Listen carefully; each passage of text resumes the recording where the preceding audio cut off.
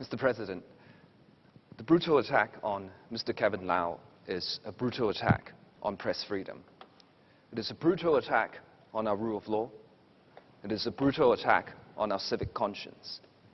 The attack on Mr. Kevin Lau is a brutal attack on a gentleman who has dedicated his lifetime's work to journalism, a gentleman armed with nothing but a pen, the mightiest of swords, a sword which Mr. Kevin Lau has fiercely wielded against the powers that be, time and time again, without fear or favor, fulfilling his professional and indeed, in his eyes, the sacred duty of a journalist. Yet a gentleman of his caliber, of his standing, was left lying in his own pool of blood on the side of a pavement, fending for his life, fighting to survive after those cold and heartless blades were cut through him without mercy.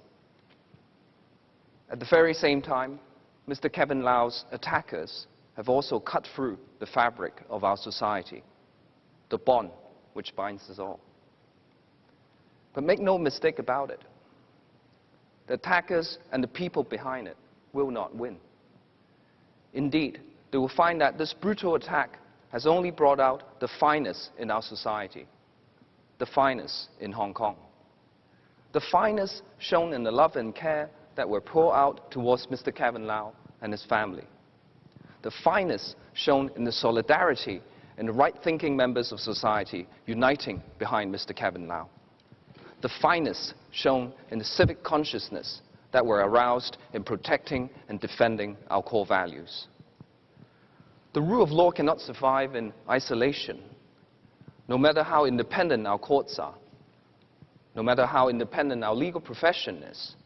There can be no rule of law without our fundamental rights and freedom intact. That includes the freedom of expression, the freedom of thought, and the freedom of press. These rights and freedoms are the manifestation of our civility, without which there can be no society to speak of. This is why an attack of such a nature is an attack on the very foundation of our society. It is an attack that affects every single one of us as members of the community. Let's be frank.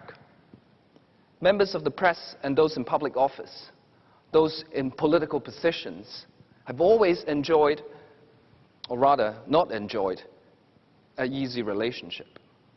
But today we have seen members from different sections of this chamber speaking out for Mr. Kevin Lau, speaking out for press freedom. Why is that so? I believe, I hope, it is because we know that the freedom and rights we speak of in this chamber today transcends us all. We are the servants and guardians of these core values, holding them on trust for our next generation. If we allow these attackers to damage these core values to our freedom through their cold and brutal blades, we let them damage our most important legacy for our children, for our next generation. That they will not succeed. This is the message that they must hear from us. Let all members of the press, all members of the community, know that we shall join them to oppose aggression or subversion anywhere in Hong Kong. And let every other power know that this city intends to remain the master of its own house.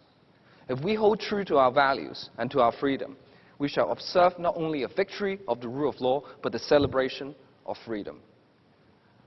These freedom shall be the creed of our political faith, the text of our civic instruction, the touchstone by which to try the services of those we trust, and should we wander from them in moments of error or of alarm, let us hasten to retrace our steps to regain the road which alone leads to peace, liberty, and safety.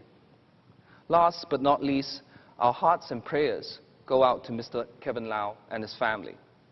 May we wish him a full recovery and a speedy return to the work and life that he loves.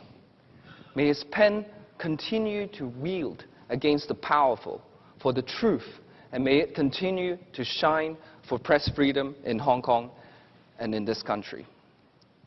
Lastly, if I may quote from Psalms 34 as a prayer for Mr. Kevin Lau.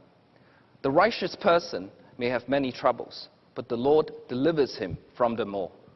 He protects all his bones, not one of them will be broken. Evil will slay the wicked. The fools of the righteous will be condemned. The Lord will rescue his servants. No one who takes refuge in him will be condemned. Thank you, Mr. President.